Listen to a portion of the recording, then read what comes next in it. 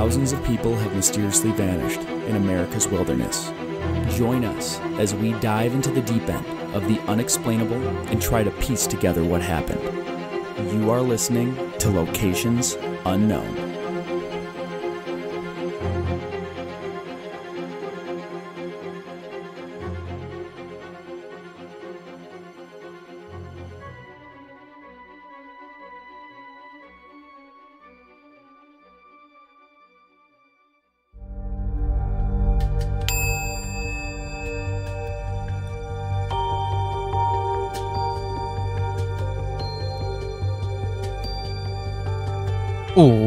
What's up, everybody, and welcome back to another episode of Locations Unknown. I'm your co-host, Joe Irado, and with me, as always, is a guy who established the Illuminati, Mike Vandebogart.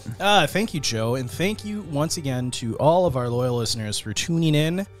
Just a couple updates before we get going here. A real exciting episode.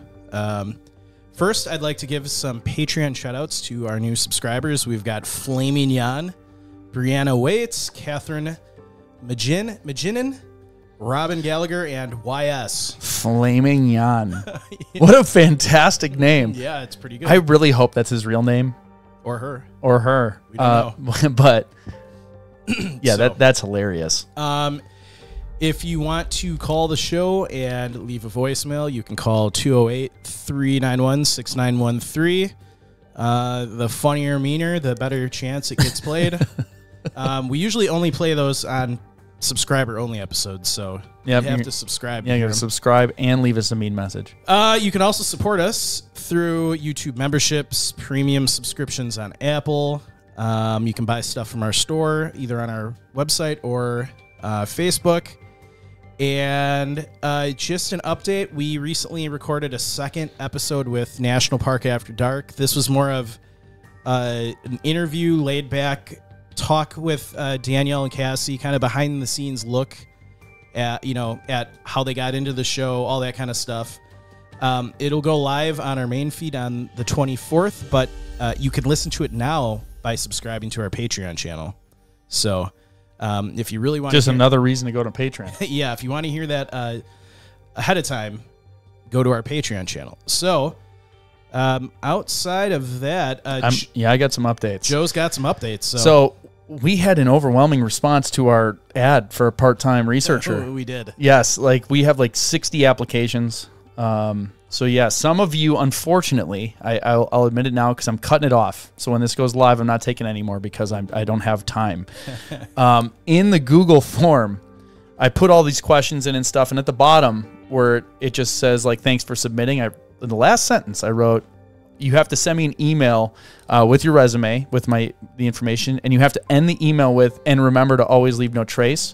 And it was an instant disqualifier for people who didn't put it in. There was only 4 or 5 that didn't. So a lot of people read the whole thing. Yeah. So excited to talk to some of you on the phone. If you were not picked, it was hard. It was really hard because everyone's a fan of the show. So it stung a little, but there were some people who their sole purpose in life was journalism and research that applied, people that are more qualified than Mike and I times 2.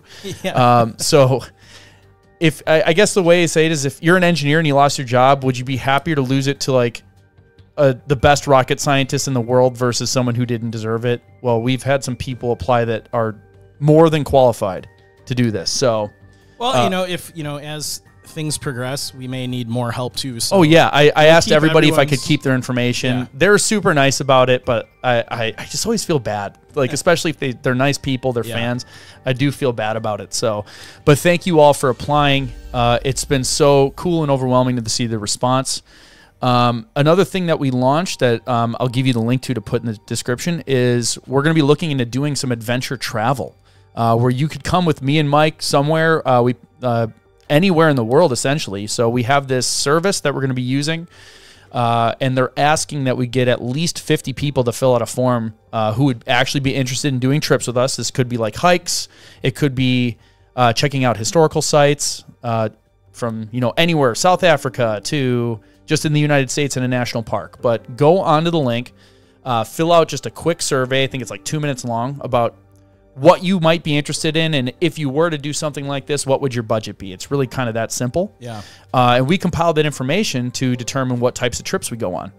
So that would be a lot of fun. We learned about it from the ladies at National Park After Dark. They said their trips are absolutely amazing. So I'm hoping that we can get some of you to go on, fill out the information, and we'll start setting up some of these adventure travel trips.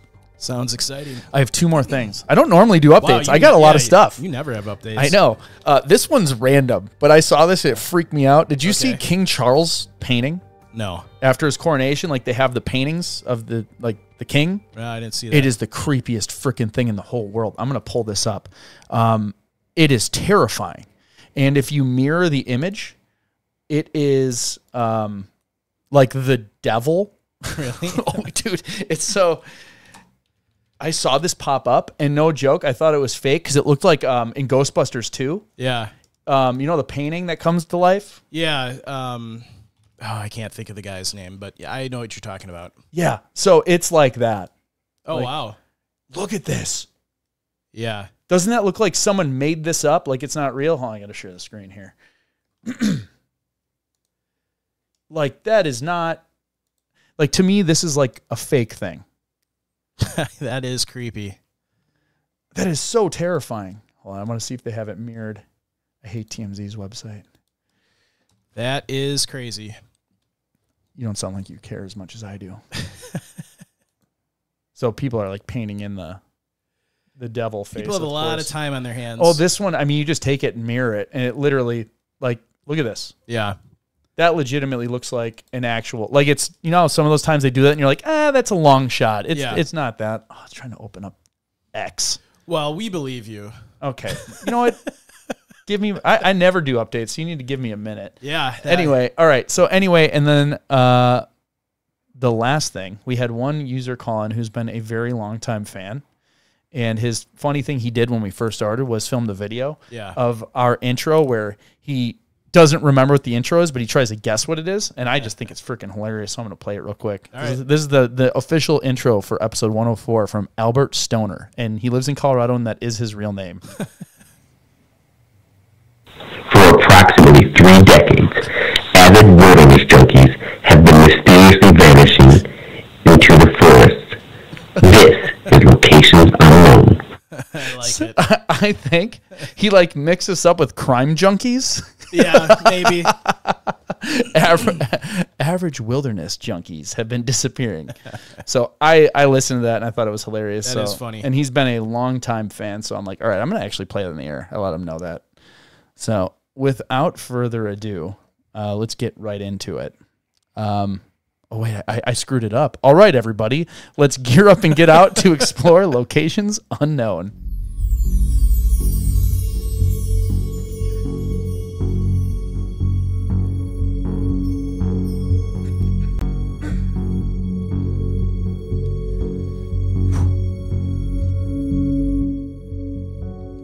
April 5th, 2019. Search and rescue in the Boundary Waters comes across a disturbing scene while searching for a man who was camping off-grid for the winter.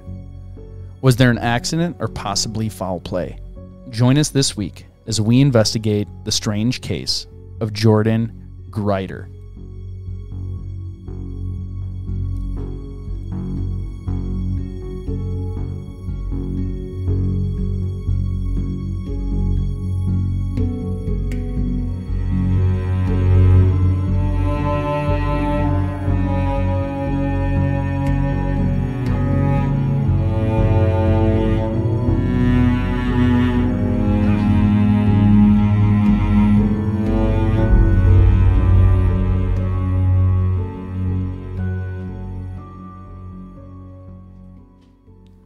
So I'm like kind of out of sorts today. A lot of updates. I have a lot of updates. I'm excited about developments in the show. We've been hitting major numbers, so I'm just kind of giddy about all this, and it's making me. I'm off my game. I got to like. You're off your game. Get back to it. I got to tighten it up if we're going to do this more often. Out. Yep. So, anyway, the location that we're going to talk about today is the Superior National Forest, or more specifically, the Boundary Waters Canoe Area.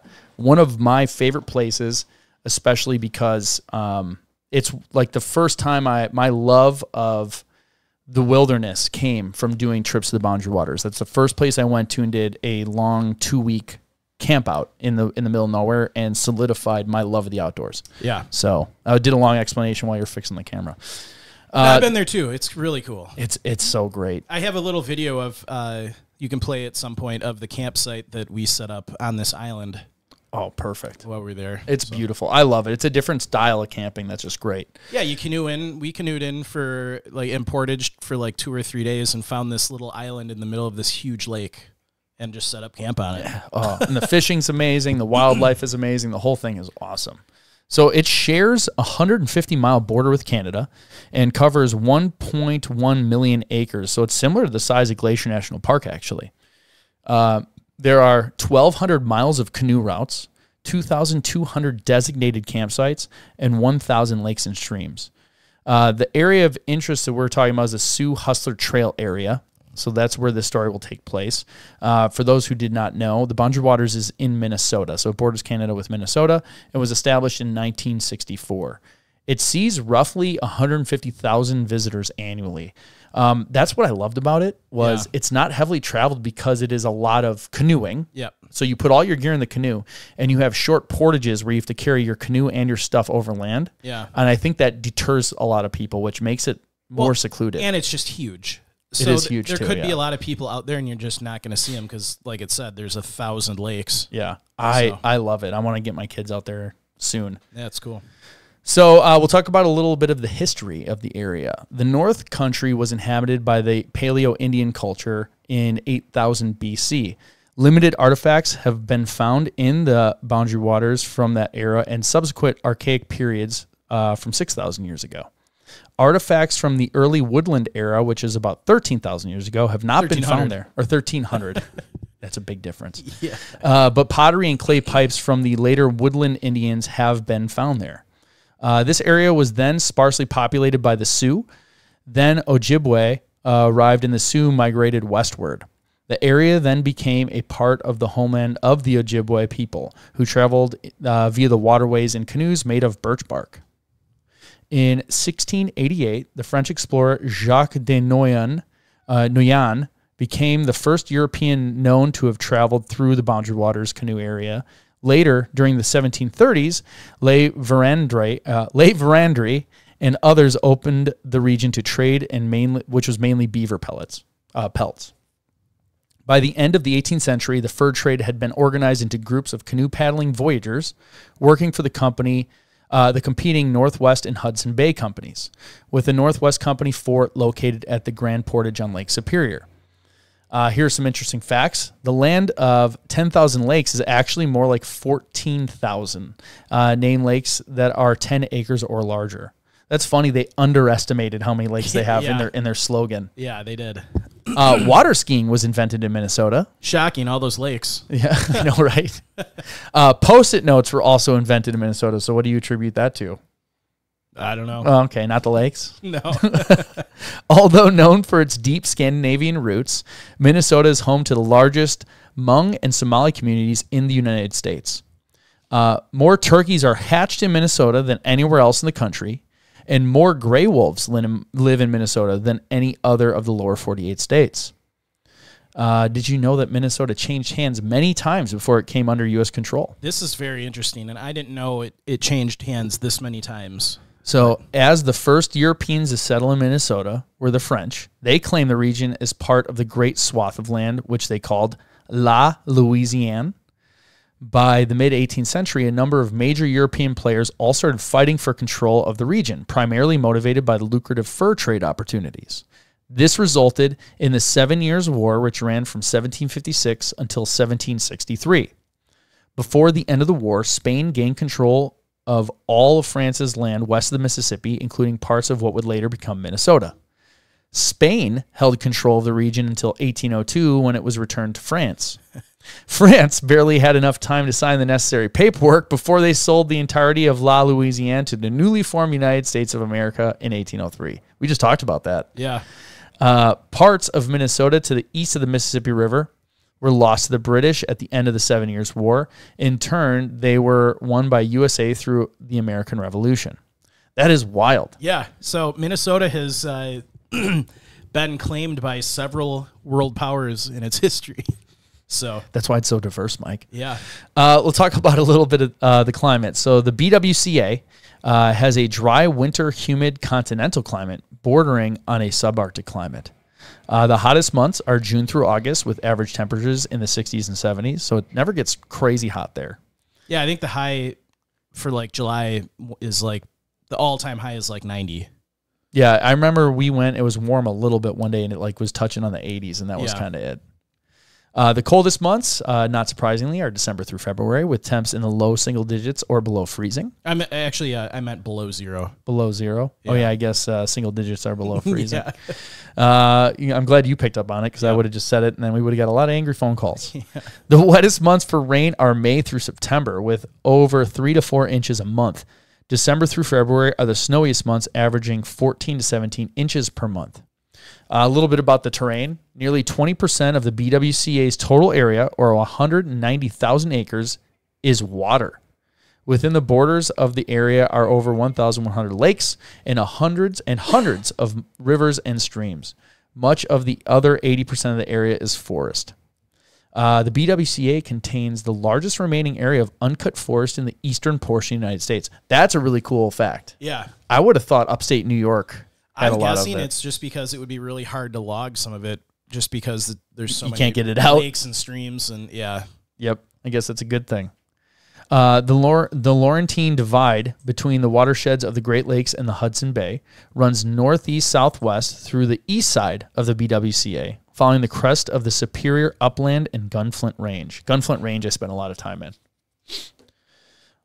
The crossing of the divide at the height of the land portage was an occasion for ceremony and initiation rites for the fur trading voyagers of the 18th and early 19th centuries. The wilderness also includes the highest peak in Minnesota, which is Eagle Mountain at 2,301 feet. It's a tall one. It's a tall one. Stop making fun of our mountains, Wisconsin Mike. doesn't. I know. We have a lot of really big hills. Yes. Majestic hills. The tallest thing we have is that lookout tower. They built that tower at the top of a hill. The southwest part of Wisconsin is actually really cool and is always on the I didn't say it was cool. Oh. But we're talking about our mountains. It's on the short list of the next national park every time they discuss it. Well, all right. So we should be there at the opening. We should. Yeah, we should. I mean, we're super famous now. At least at national park level. Some of the animals in the area, deer, moose, beavers, timber wolves, black bear, bobcat, and bald eagles. When I was there were so many eagles. Every lake we're on had like several pairs. That's awesome. Nested. I mean, they were like flies. Yeah. I've never seen that many eagles in like one trip. That's the place I almost got killed by a moose. Yeah. Yep. I didn't see it, and it started running at me. Maybe I'll tell that story later.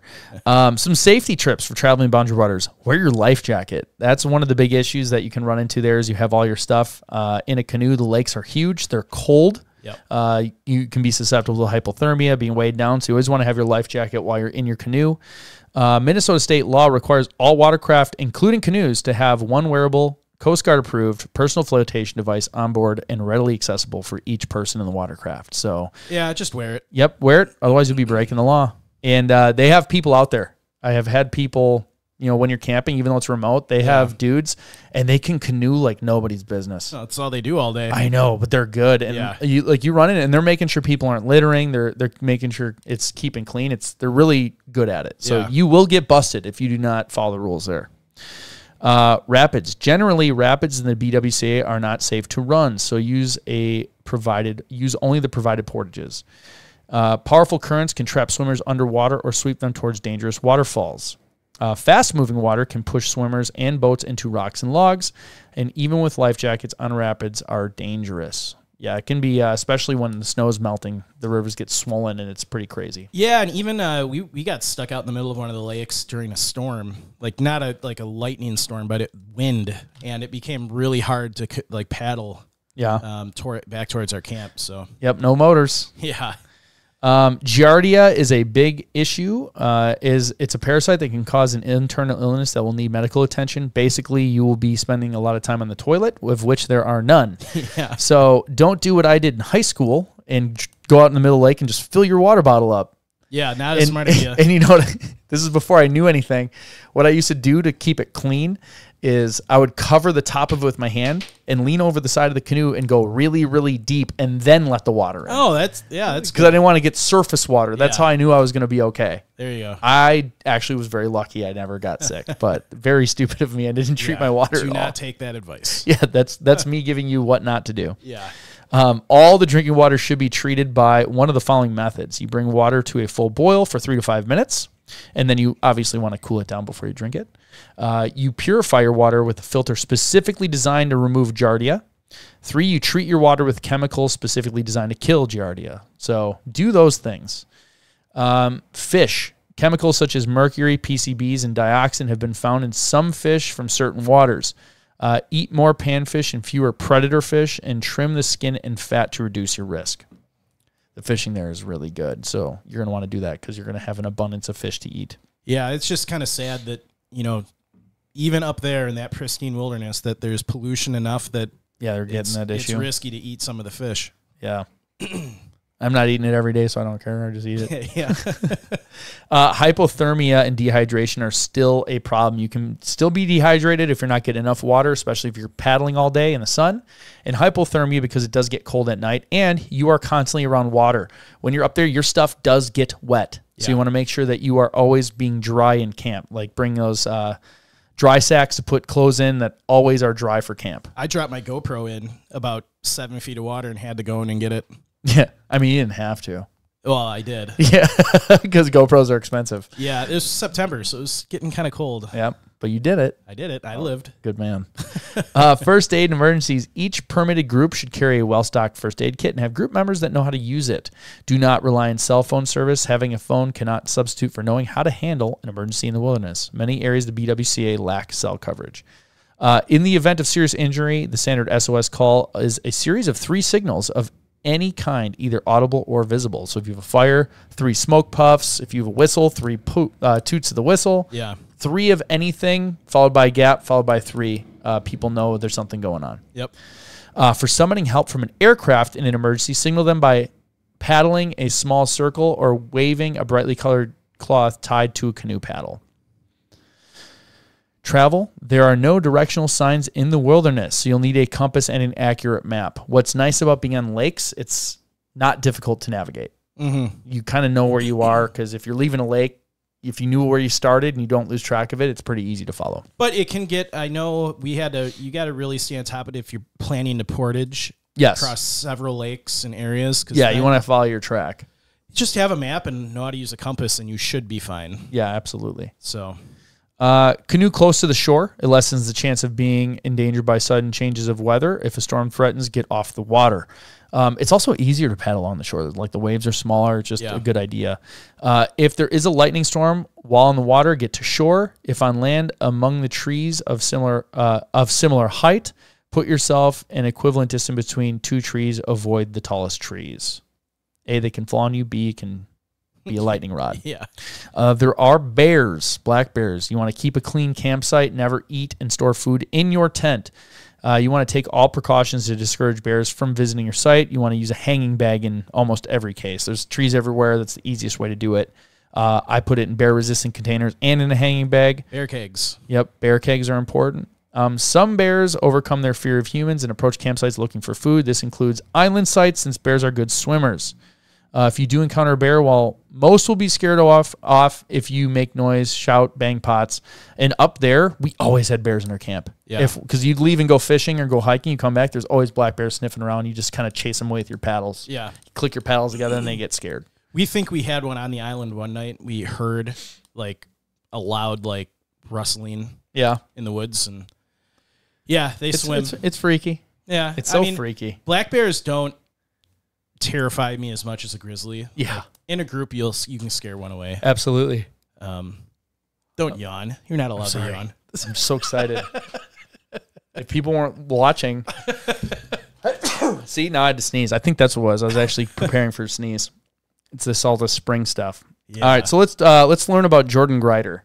All right, so we will jump right into character profile. Now, I could not find a lot of information on him physically, which is very unusual. Usually I'm able to find a missing poster or a flyer or something.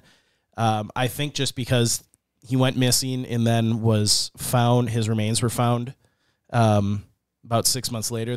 Maybe they didn't put out flyers, but his name was Jordan Grider. He was a male, age 29. I couldn't find any information on his weight or height. He had some, the only medical issue he had was, I guess he had dyslexia. So he always struggled struggled with learning and reading. But he was a very smart guy. I guess he was pretty gifted with musical instruments early on. And someone had said later in life he regretted that he didn't pursue that because he was pretty good with, I can't remember what instrument it was, but he had a gift for music. Clothing and gear he was last seen in. So as we get into the timeline, there's a bunch of pictures Joe will show for if you're watching this on video. He did have a lot of gear with him, but authorities said after the fact that, looking through his supplies and setup, they determined that he was vastly underprepared. Are you just blowing the whole case right in the beginning? No. Okay. This case is wild. I don't think terrible entertainment. Yeah. You're here's the answer. I will say this: his lack of gear did not contribute to his death. Okay. You'll see why. So now you're blowing that. Now you're blowing the theories. You didn't let people figure that on their own. I don't think there's. Are you really terrible with surprise parties? No. I don't think there's anything I could say today that will give an answer one way or the other. Well, let's not test it. Just keep going. So, I'm sorry. Yeah, go on. Authorities said he was vastly unprepared for the Minnesota winter in the gear he had. And even in the shelter that he created the first night, we'll see that for the weather that he would have experienced in October out there, yeah. Occupation, hobby. So he was very into living off the grid, but he still always kept jobs. And he kept clean and shaved. He once worked for building furniture with the Mennonites in exchange for an acre of privacy, which I found pretty interesting. He also worked at a salsa processing plant. He worked at a Walmart. He worked at a whiskey barrel manufacturer. So lots of different types of jobs. That's kind of awesome. Yeah. Experience in the wilderness. He lived a non-conventional lifestyle. He spent the previous decade or so living in the woods of Kentucky and upper New York. So he knew how to live off grid. He did, I think. Not saying he was great at it, but warmer climates, probably. He did it. Okay. Yeah. He would go out into the woods weeks at a time. It was just a way of life for him. He loved it and felt at home and at peace in the wild. So he also was good at growing food out in the wild. So he was able to grow grains and make bread and peppermint for tea. So, he had some skill at making food in the right conditions. Outside of that, I don't really have a lot of information on him as a person.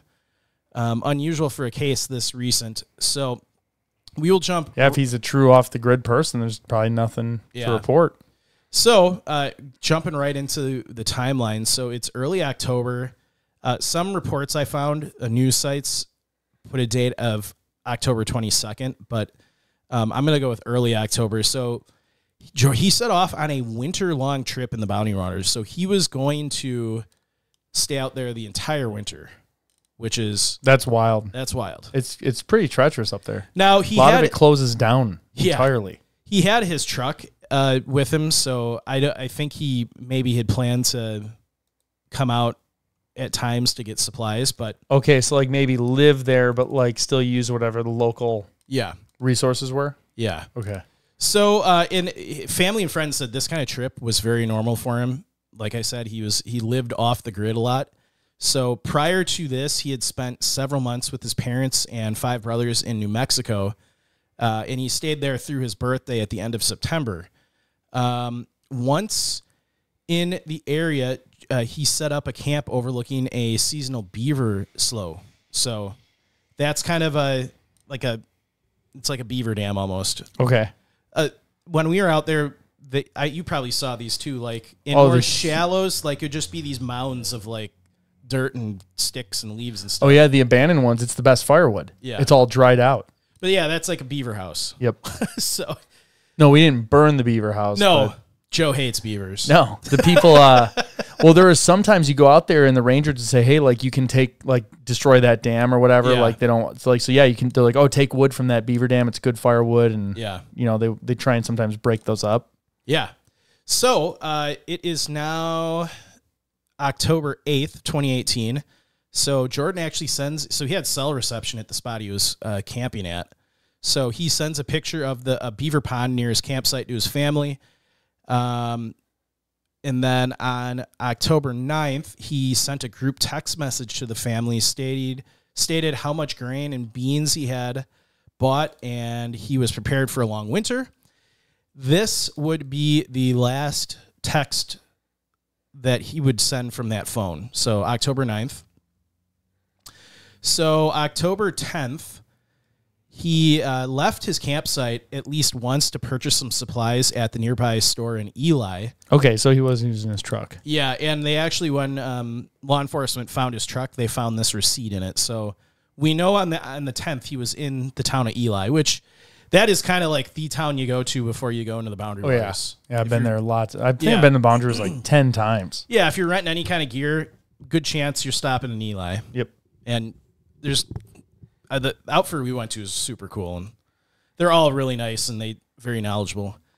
Hungry Jack Outfitters. That's who I used. That might have been where we went to. You probably recommend. I recommend it because they're fantastic. Yeah. They like you get if you get their whole deal with like the food pre-packed, they do everything. You could just show up with clothes and they'll give you all the stuff and Kevlar canoes. But your first few meals are like steak and eggs and like fresh stuff. Yeah. Since you're not hiking with all of it, you can put it all in your canoe, so you can like do multiple trips on a portage. Yeah. So you can kind of be like glamping as far as the food goes, but you're still pretty rugged camping. Yeah. So there's a free spot for the Hungry Jack Outfitters. There we go. Call them. So, sometime after October 10th, we're assuming, Jordan had illegally parked his truck in front of a private gate off the Sioux Hustler Trail, which is what alerted authorities. So someone obviously called it in. Joe's showing a picture of where his truck was found on the trail. And so Minnesota Conservation Officer Sean Williams and a Border Patrol agent responded to the call about his truck. So they got there. The truck was illegally parked. It looked like it'd been there for some time. So they immediately started doing kind of an impromptu search. So using snowmobiles, Sean scoured south-facing slopes because he knew Grider would seek protection from the north wind during winter camping. And Williams made the comment, he said, what really stood out to me sort of looking around at it was how insufficient that would have been for a Minnesota winter. He's basically just commenting on just the idea of, going out there with the gear he had and camping, very insufficient. Like we said, he wasn't prepared for the weather. Mm-hmm. So unfortunately, they didn't find any sign of him in this kind of impromptu search. So there were really no other search efforts until April of 2019. So around 6 months later. So it's April 5th of 2019. Williams located Jordan's camp off the Sioux Hustler Trail, with the St. Louis County Sheriff's Office report describing a large amount of blood inside the hammock and sleeping bag. So now Joe has got the picture of this like impromptu tent, and I'll get into a lot of theories at the end of the episode, but just like we typically do. Yeah. But I've got a lot of thoughts on just what the campsite looks like, and but there's a picture of some of the gear they found inside the tent, I guess you could call it. Okay.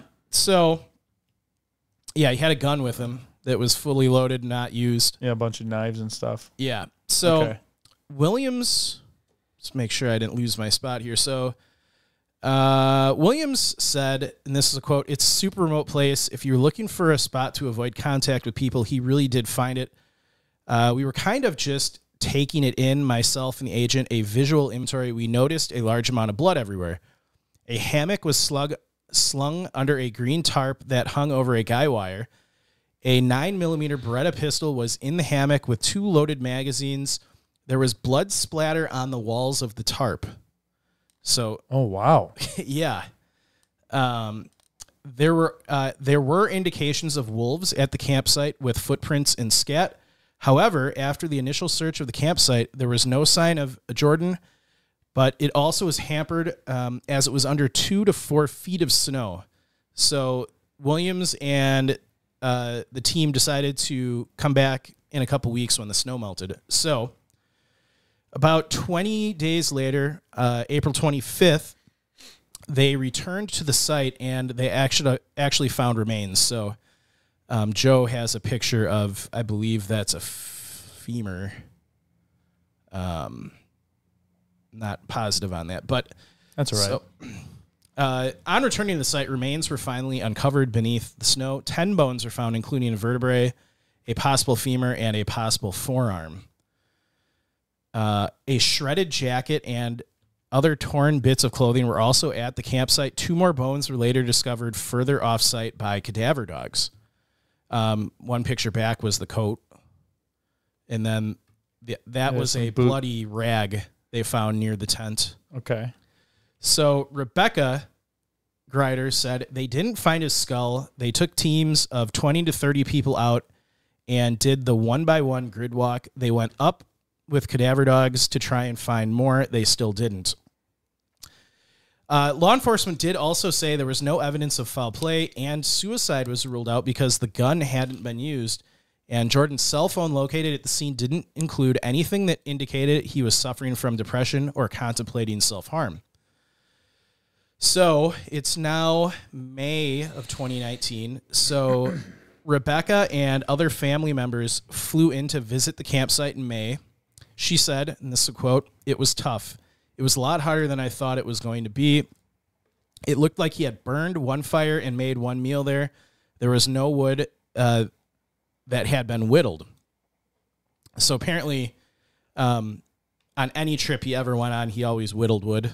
Okay. And you would find like wood shavings on the ground. So the family believed Jordan had just spent one night at his final camping site, as he loved to whittle wood, and there was no sign of wood shavings.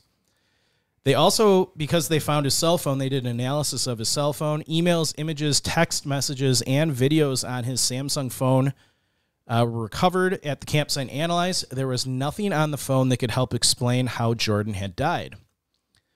It is now May 31st of 2019. On this day, Sergeant Stephen Borchers met Rebecca and her family at the Virginia Sheriff's Office. Jordan's cell phone was returned, and they took voluntary DNA samples from her son, James Grider. So now it is August 21st of 2020. The University of North Texas Health Science Center for Human Identification stated that the bones found at the camp were consistent with originating from a biological sibling of Jordan's brother, James Grider, and a biological child of Rebecca. The remains were 621.4 billion times more likely to be related to Rebecca and her son than to an unrelated individual. So it was him. Yeah, that's pretty good odds. Pretty good odds. So the sheriff's office continued. The exact cause of death could not be determined, but based on all the evidence recovered at the scene and the family statements, foul play was not suspected. Unless additional evidence related to this investigation is uncovered, the investigation is now officially closed.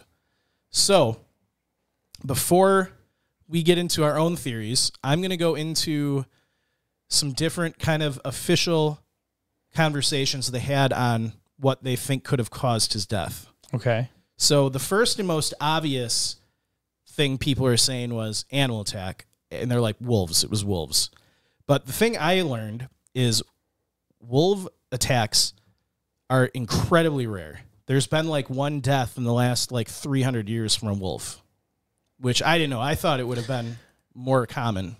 In my completely uneducated opinion on why that makes sense, You know, like dogs evolved from wolves. Yeah. Like a long time ago, wolves learned to work with people. Yeah. So there's got to be that aspect with it. Like thousands of years of evolution of wolves slowly working with people for food. Well, an expert actually said that wolves have developed a fear of humans over thousands of years of interactions. Oh, okay, never mind. That's the opposite of what I thought. They've learned that if they interact with humans, it usually never goes well.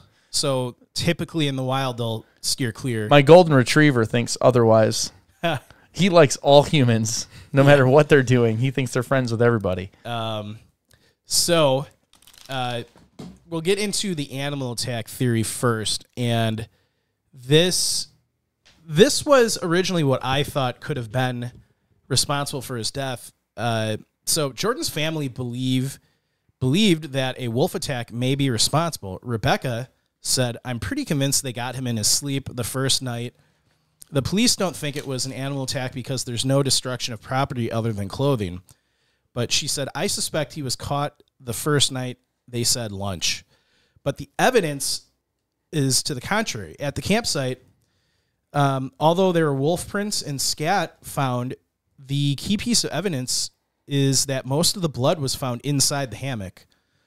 In addition, the tarp and hammock were largely intact, and there were no signs of a struggle with a wolf, let alone a pack of wolves. And according to Thomas Gable, a University of Minnesota researcher who has been intensively studying wolves since 2015 as lead on the Voyagers Wolf Project, an attack by wolves would have been incredibly rare. He said that in the last 20 years, there have been 2 wolf attacks in North America, causing the deaths of 22-year-old Kenton Carnegie in Saskatchewan in 2005 and Candace Berner in Alaska in 2010. There are no recorded non-captive wolf killings of humans in Minnesota dating back to the 1800s. However, there is one case of a non-fatal attack in which a starving wolf with a deformed jaw attacked a 16-year-old boy. The deformed jaw would have prevented it from properly scavenging for food, so in desperation it attacked the boy.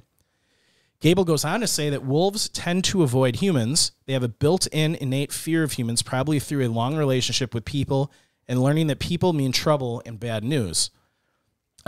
Since there were no rips or tears in the hammock or tarp, he thought it was unlikely that a pack of wolves would have attacked Jordan. He also said he would have expected a wolf kill to feature greater signs of a struggle and the resulting mess to have been even more pronounced. He goes on to say, "They're not neat predators. If they make a kill, the scene where the blood and remains are is a huge scene of disturbance. The blood smears across a large area." And he also said, why didn't Jordan get to the Beretta in his hammock if the wolves were involved? Because he had it with him in the hammock. So he goes on to say, if a wolf attack was involved, it was more likely post-mortem, which that does make sense. If a pack of wolves comes across a carcass from any animal, they're going to eat, especially in the winter when food is scarce. He said that is totally possible. Wolves and any other animal, they're going to do what they need to do to survive. They don't make a huge differentiation between dead, rotting, whether it's a person or a bear. They will scavenge.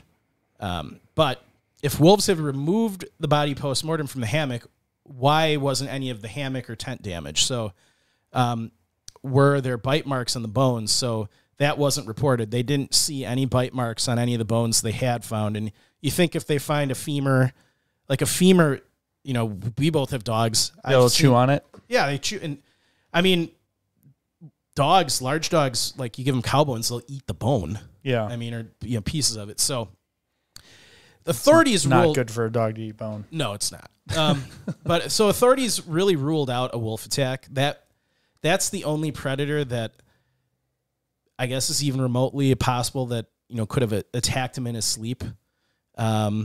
And based on, I think the biggest evidence against that is the tent was fine. If you woke up to like a dog biting your arm, you're gonna just start punching and flailing and things are gonna break. Yeah. Your tent's not gonna stay. And that wasn't even a tent. That was just a tarp over a wire. Yeah, I am stuck in my theory. Almost like no matter what you say, I already have my theory. Okay. So you can keep going for the listeners. I'm just letting you know. I'm like, all right. Unless there's some bombshell that you're leaving out that's going to happen soon. Well, we got some fun deep ends. Oh, I'm excited for those. I love So deep ends. the next theory of what might have happened to him was a knife accident. So obviously, we saw the picture earlier, and Joe had it up earlier. Yeah, I'll pull it up again. Keep just going. a pack full of knives. Well, if he's like a legit whittler, yeah, that's so. During the cooking, during the investigation, Rebecca showed a video that had been put on an YouTube channel of Jordan using a military-style folding knife to shave his beard. She said that Jordan kept his knives very sharp and believed that this could be possible. It could be a possible explanation, as he may have accidentally severed an artery while shaving. This would explain all the blood at the campsite, and the authorities found several knives and blades, which we have up on the screen. However, there's evidence that really kind of rules this theory out. So Williams said, honestly, I'm not sure we'll ever know exactly what happened. I sort of lean towards he had some accident and cut himself or stabbed himself, something like that. We found some things that looked like they could have been potentially used as bandages outside the front of the tent, but we couldn't tell for sure. But other family members were skeptical of this theory because there were no blades found with blood on them. All of his blades were in the sheaths. So, like, if you're shaving and you slice your neck open, is your first thought like, well, I better sheathe this back up? Like, yeah, you're gonna like panic, throw the knife, and try to stop the bleeding. Yeah, because if you cut an artery in your neck, you don't have much time. So they didn't find any knives with blood on it, and all the knives were sheathed. So, that is interesting. So, and they said none of the bandages appeared to have blood on them, and if you were using a piece like the actual bandages, yeah, like none of, or even the clothing they found didn't appear to have blood on it. So, like if he had cut an artery, things would be saturated with blood. Did they say if they tested the blood, knew the blood was human? They tested the bones. I don't know if they tested the blood. I assume you could, but maybe not. I don't know. Nothing I read said they tested the blood. If they're finding blood too, that seems like it'd be recent. Well, because as soon as it rains. But it was inside the tent and hammock. It wasn't exposed to rain. And it wouldn't be raining. I thought I saw some of the spots in the snow, and some of these pictures had blood. I am colorblind. Like, is that blood? It's hard to say. That does kind of look like blood. It looks more orange to me. Okay, I'm legitimately colorblind, so I don't know. But yeah, so all the blood they talked about was found inside the tent and hammock. Okay. And if it's winter, it might not have even rained. It would have just snowed. Good point. So okay. Yeah, they said all right. Most of the blood was found in the hammock. They also said, would Jordan have been shaving in his hammock once cut, returned to it? If he had died in his hammock and animals had removed it, there would have been damage to the hammock itself, but that was left intact. So I don't know about that. I mean, yeah, most of the time, but if he died and the animals come and just scavenge, maybe they just drag him out. Yeah, like, but I mean, look at it. The tent was. Yeah, but if he was on the ground, like they just grab him and pull him out. It's not like there's a door to the tent that they have to like chew through. But he was in a hammock. I'm saying blood in a hammock, like that would have been hanging. All right, go on, because I have some things, but you can finish. Okay, I don't want to derail it too much. So the final, normal theory was foul play. Obviously, we said the sheriff's office pretty quickly dismissed foul play, but they said it is feasible that an unknown individual attacked Jordan while he was sleeping. Could this person have cut his throat and severed another major artery rather than the injury happening while shaving? Potentially. This is a really remote area that he was in, and he was in a time of year that a lot of people probably aren't going to be out there, so I think the odds of foul play happening would be pretty slim, but it's theoretical. Yeah. The deep end. This is where it gets interesting. So, obviously people have talked about Sasquatch. That's like Bigfoot, but this is the thing. I think we covered this on an urban... The Wendigo? The Wendigo. Yeah, we covered it on the urban Yeah, legends. so people online have theorized Jordan's death was caused by a Sasquatch or Wendigo attack because of the following points.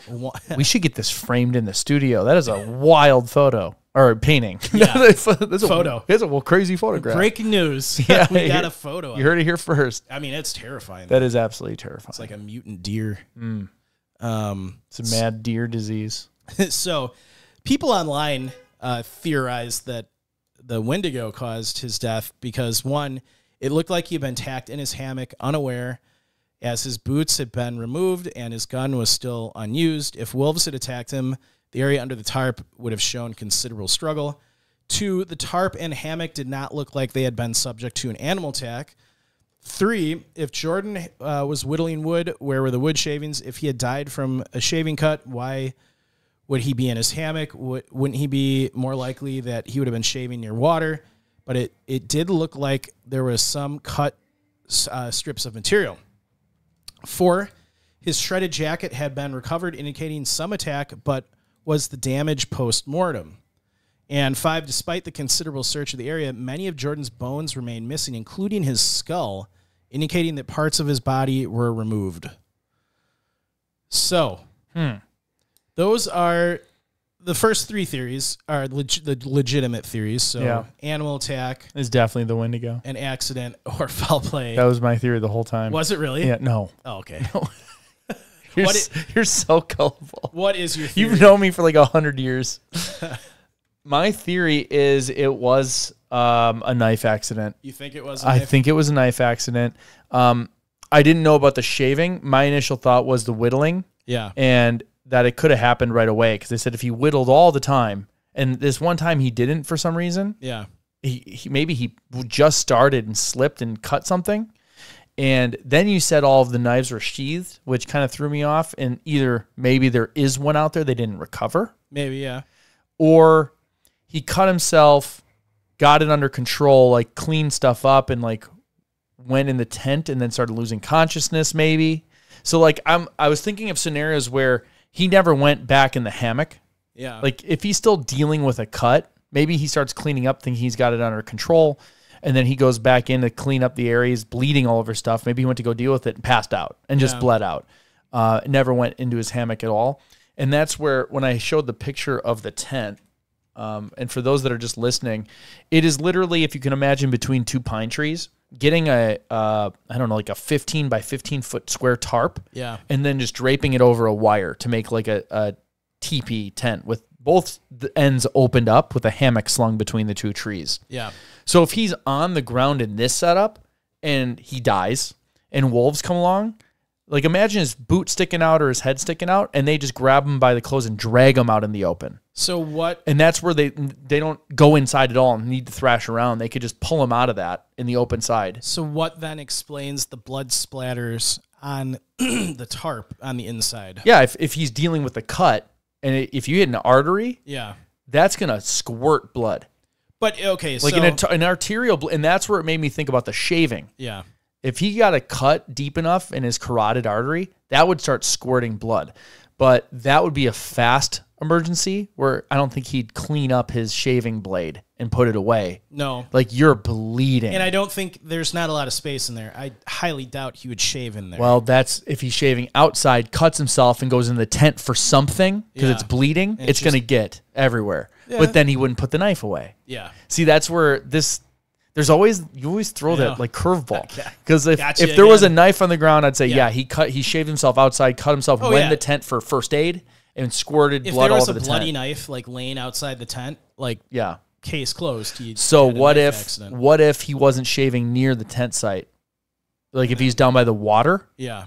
and then he cut himself, dropped the knife, and ran back to the camp, Yeah. and trying to look for something, and then bled out and collapsed. That could be. Could be. I Because feel they're, like they're saying they found all of his sheathed knives, but he had so many. Yeah. What's to say he had one more that they didn't know about? I would almost think so. Like if he was shaving down by the water, drops his knife, it's going to be in pretty shallow water, probably pretty visible to searchers 6 months later, if they're in that area. Like Maybe not. I mean, maybe not, but I mean, there's also the possibility, like, all right, they found his coat. That's the only article of clothing they found. maybe he put the knife in his pants pocket after the accident. Like folded it up? Yeah, maybe but then it would have blood on it. Yeah, but his pants are missing. So maybe the knife was in his pants, and then when animals came and scavenged, they took away, because where's the rest of his clothing or his boots? Like all that stuff is missing. Yeah. So maybe theoretically he used one of the pocket knives, cut an artery, and then threw it in his pants, panicked, ran to the tent. Maybe blood was squirting out. That's what caused the splatters in the tent. Yeah. And then when his remains were scavenged, the pants somehow disappeared. Well, you know what kind of kills that theory? Yeah, all his pocket knives are right there. Well, no, this is a shaving knife. Yeah, so he would have used that to shave. Yeah, this is a shaving knife. Yeah.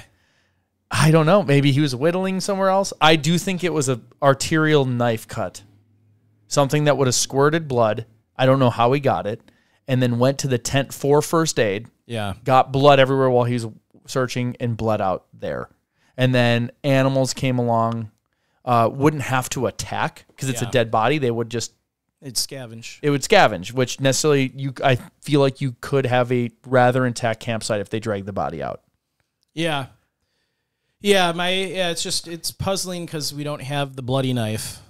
If it was a knife incident, that would make it pretty clear cut. Yeah. If that shaving knife had blood on it, I'd be like, oh yeah, yeah, it's clear that he cut himself with that knife. And now I don't know if the family was able to inventory the knives and be like, yep, those are all the knives he took. I doubt it. Yeah. With someone who's got like this, I know people that like collect knives. Yeah. I don't even think they know how many knives they have. Sometimes. Yeah. They'll have an estimate. Yeah, and he brought, in this picture, 1, 2, 3, 4, 5, 6, 7, 8, and 9 if you're including the Leatherman. Yeah. Because that's got knives on it. Yeah, that's 9 knives. Yeah. And they're roughly the same size. There's like obviously a cooking knife, a fillet knife. Those make sense. The Leatherman. But then there's like, unless that's a saw. That could be a saw. That looks like it could be a saw right next to the shaving knife. Foldable saw. Yeah. Okay. If you're living out in the wilderness that long, those do kind of all make sense. So you have backups. Yeah. I would argue that's not too crazy. But still, he could have one more. Well, and he was into whittling, so, you know, like, he probably kept extra knives in case, like, one goes dull. Yeah, that's where I would expect to see, like, different size ones. These are all relatively close in size. So. Yeah, no, I think the most logical theory is, like, based on his inventory of knives and his...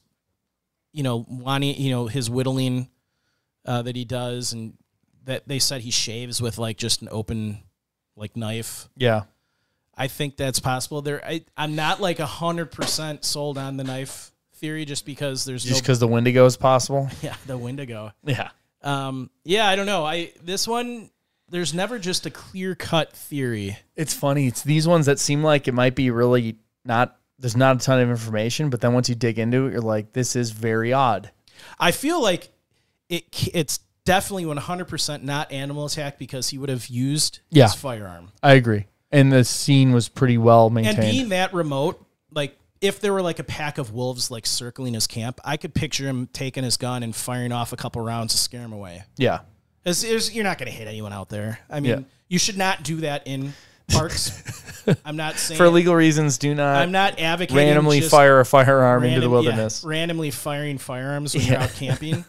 But I think in this scenario with the remoteness, the time of year. If I was being circled by wolves, I'd probably fire a shot into the air. Yeah, which no one should do that either because the bullet's got to come down somewhere. But I could see someone doing that if they're desperate. They don't want to get attacked, but he probably does. If wolves were surrounding him, he probably doesn't know like wolf attacks are really rare. You're just thinking like, it doesn't matter. You're scared. These giant wolves circling my campsite. I have a gun. I'm gonna, Yeah, I wonder what his food storage was. If he's keeping enough stuff out there, it's a lot. Or is he keeping it in his truck? That's the other thing. So his family thinks that he literally died the first night he was out there, or like. Close. See, but why? Because this was the theory. They said he was very experienced with, staying out in the wilderness for long stretches of time. The campsite that they found did not indicate a campsite of someone who, like, that didn't look like a long-term camp. Oh, I know exactly what you mean. Like stuff moved around. Like you build like wood furniture and stuff. You build with like wood. a wood lean-to or something. Yeah, they're for a saying fair. that this looked like a temporary camp that he set up while he built his more permanent settlement. Okay. So they think wherever, like whenever this happened, we know he was in town on the 10th. Well, and he had cell service and was texting, so yeah. If he just stopped right away after that one time. So I think it's pretty safe to assume that he died somewhere around, some point after the 10th when he got back into the woods from his trip to Eli. Yeah. And no, fair enough. His campsite definitely looks like a temporary campsite, like something you'd set up like just to keep rain off yourself while you're getting like a more prepared camp set up. Yeah, that's not a good long term. Because someone that is experiences they're saying he is, like if that's what he was planning to stay in all winter in northern Minnesota. It's doable, but it'd be just torture. Yeah. Without building anything else to block the wind. Yeah. I mean, reflect fire heat back towards you, things like that. Yeah, blizzard would take that thing down. I mean, so that's why I think that was temporary. Yeah. And no, I'd agree with that. Which means whatever happened very quick. Like he didn't really get any time to actually stay out there.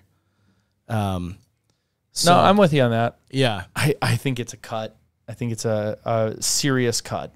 Yeah. I do. And just the blade somehow got taken away with the rest of the remains or that they find. He was cutting not as close to camp as maybe they thought, and was outside. I mean, you drop it in the bush somewhere 20 feet away. They might not find it. Yeah. It's hard to find small things like that. So that's what stuck in my head.